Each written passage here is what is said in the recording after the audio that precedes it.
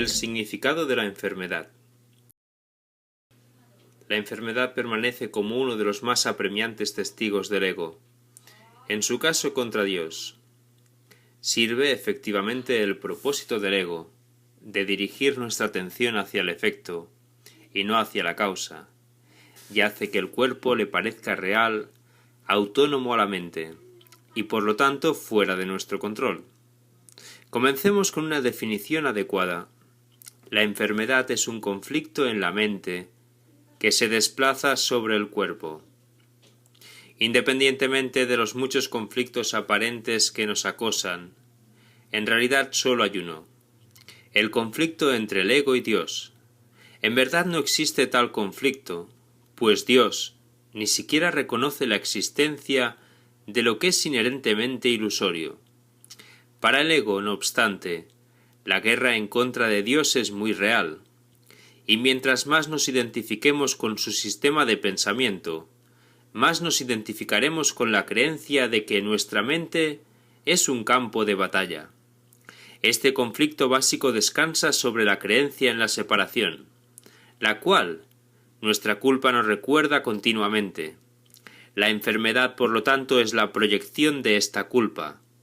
La misma dinámica que observamos en la ira, donde la culpa en nuestras mentes se proyecta sobre los cuerpos de otras personas. En la enfermedad esta culpa se proyecta sobre el nuestro. Para el ego no existe diferencia acerca de quién es el objeto de su proyección. Mientras alguien pueda servir para distraernos del verdadero hogar de la culpa en nuestras mentes. Esta proyección de la culpa se puede entender de tres maneras. Primero, al atacarnos a nosotros mismos, el ego procura expiar nuestra naturaleza pecaminosa y expresa nuestra negociación inconsciente con Dios, de castigarnos a nosotros mismos en vez de permitir que Dios nos castigue. Como afirma el curso, la enfermedad es una forma de magia.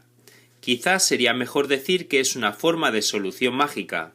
El ego cree que, castigándose a sí mismo, mitigará el castigo de Dios.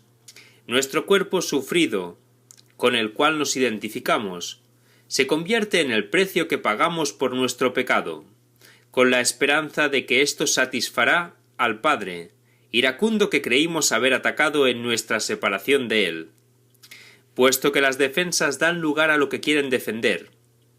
Este mecanismo del ego simplemente refuerza nuestra culpa y apacigua al Dios que fabricamos. Quizás, pero a duras penas, apacigua al ego, cuyo deseo por la culpa es insaciable. Segundo, no es suficiente que nos ataquemos, pues el ego continuará su progresiva búsqueda de chivos expiatorios.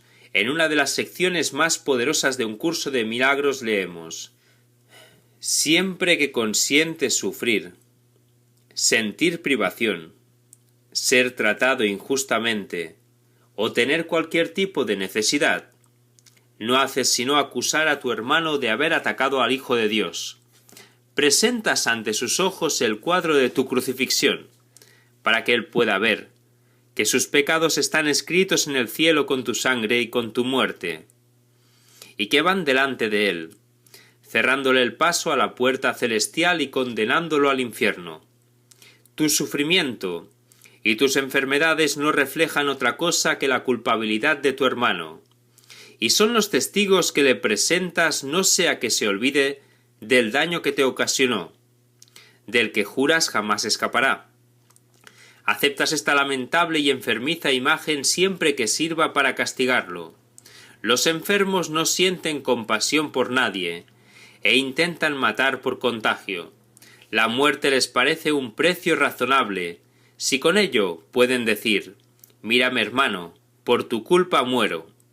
Pues la enfermedad da testimonio de la culpabilidad de su hermano, y la muerte probaría que sus errores fueron realmente pecados. La enfermedad no es sino una leve forma de muerte, una forma de venganza que todavía no es total. No obstante, habla con certeza en nombre de lo que representa. La necesidad del ego de proyectar la culpa es doblemente servida.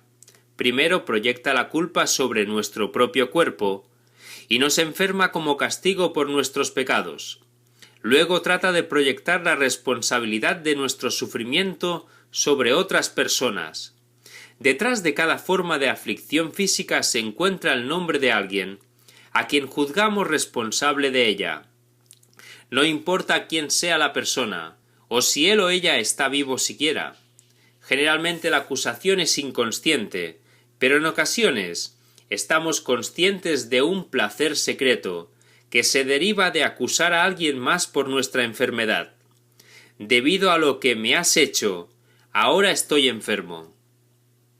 El tercer uso que el ego tiene para la enfermedad es como una defensa en contra de la verdad.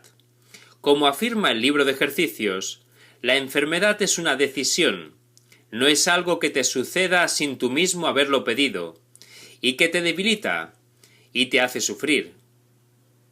Es una decisión que tú mismo tomas, un plan que trazas, cuando por un instante la verdad alborea en tu mente engañada y todo tu mundo parece dar tumbos y estar a punto de derrumbarse. Ahora enfermas para que la verdad se marche y deje de ser una amenaza para tus falsos castillos. La verdad es espíritu, nuestra identidad y única realidad. A medida que avanzamos en nuestro camino espiritual y progresivamente reconocemos que el único significado de este mundo radica en ayudarnos a recordar nuestro verdadero hogar, el ego atacará esta verdad por medio de reforzar nuestra identidad física. Uno de los medios más poderosos para lograr esto es enfermarnos. Si sentimos dolor, hacemos el cuerpo real. Si el cuerpo es real, el espíritu no puede serlo. De este modo el ego se pone a salvo del ataque de la verdad.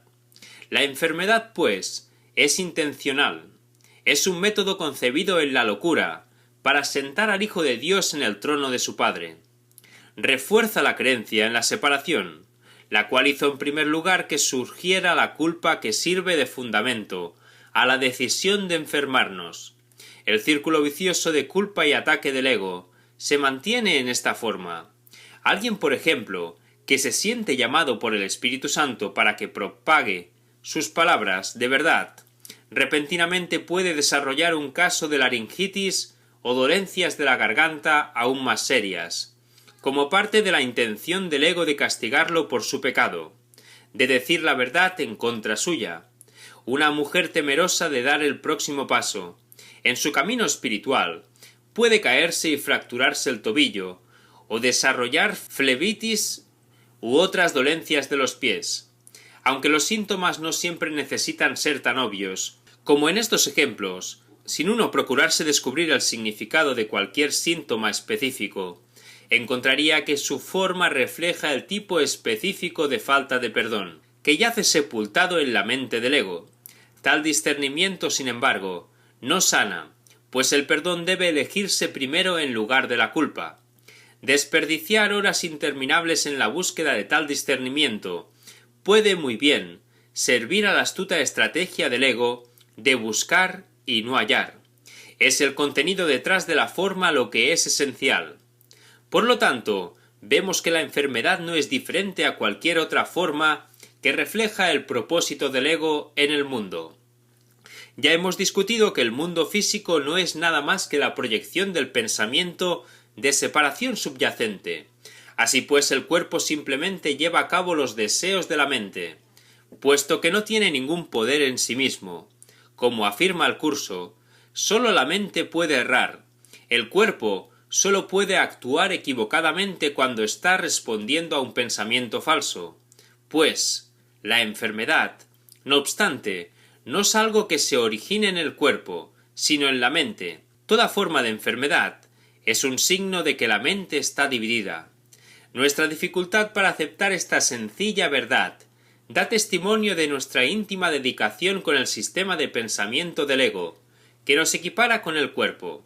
Creemos que el cuerpo es autónomo, vulnerable a fuerzas fuera de sí mismo y capaz de ser sanado por otras fuerzas externas. Dentro de las leyes del mundo del ego, nuestros cuerpos son vulnerables, y las leyes de la enfermedad, así como las leyes de la medicina, sí prevalecen.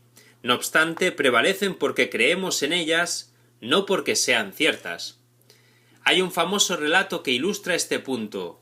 Samuel Johnson, el hombre de letras británico del siglo XVIII, paseaba con el obispo Berkeley, el filósofo idealista. Debatían la creencia de Berkeley de que el mundo material es ilusorio, y para recalcar su posición, el doctor Johnson le dio una patada a un árbol y exclamó al sentir el dolor: ¿eso es lo que a la ilusión se refiere? Lo que Johnson falló en reconocer, sin embargo, fue que su pie era tan parte del mundo ilusorio como el árbol. Este hizo lo que la mente de él le ordenó que hiciera. Por hallarse dentro del mundo del ego, su cuerpo estaba sujeto a las leyes del mundo, por lo cual sintió dolor. Es únicamente cuando elegimos el milagro y podemos decir y verdaderamente creer que no me gobiernan otras leyes que las de Dios, que los efectos de las leyes del ego desaparecen. Los milagros despiertan nuevamente la conciencia de que el espíritu, no el cuerpo, es el altar de la verdad. Este reconocimiento es lo que le confiere al milagro su poder curativo. La enfermedad se puede entender, por lo tanto, como un problema de la mente, y no del cuerpo. Es una interpretación acerca del cuerpo que afirma que la separación de Dios es un hecho, puesto que se necesitan dos personas para dar testimonio de la separación. También se requieren dos personas para hacer una enfermedad, una que crea que está enferma y otra que apoye tal creencia. Ninguna mente puede estar enferma a menos que otra mente esté de acuerdo en que están separadas. Por lo tanto, su decisión conjunta es estar enfermas. Si usted desarrolla síntomas físicos y yo comparto su creencia de que está enfermo, entonces yo estoy tan enfermo como usted, pues comparto la creencia en la separación que es la enfermedad. Ahora la curación es necesaria para ambos. La dificultad en aceptar una visión de la enfermedad tan aparentemente ridícula se supera cuando somos capaces de romper nuestra asociación entre la enfermedad y el cuerpo físico o psicológico. La enfermedad se redefine aquí como que existe únicamente en la mente que cree en la separación, sin que importe la forma en que pueda manifestarse esa creencia. Esta diferencia en cómo se ve la enfermedad se refleja en las opiniones sobre curación que la definición de enfermedad genera, la cual nuestra culpa nos recuerda continuamente. La enfermedad, por lo tanto, es la proyección de esta culpa. La misma dinámica que observamos en la ira, donde la culpa en nuestras mentes se proyecta sobre los cuerpos de otras personas.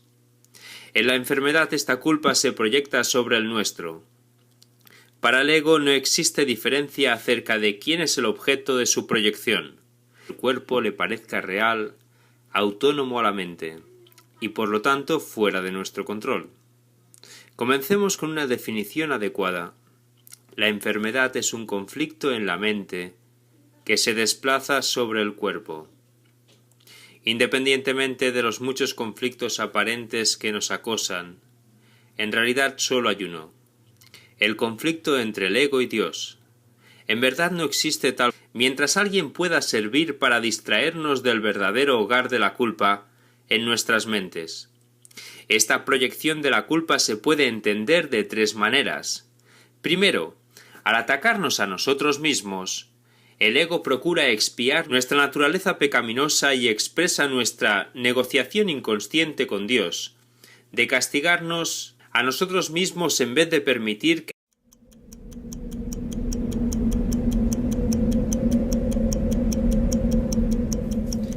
el significado de la enfermedad. La enfermedad permanece como uno de los más apremiantes testigos del ego, en su caso contra Dios.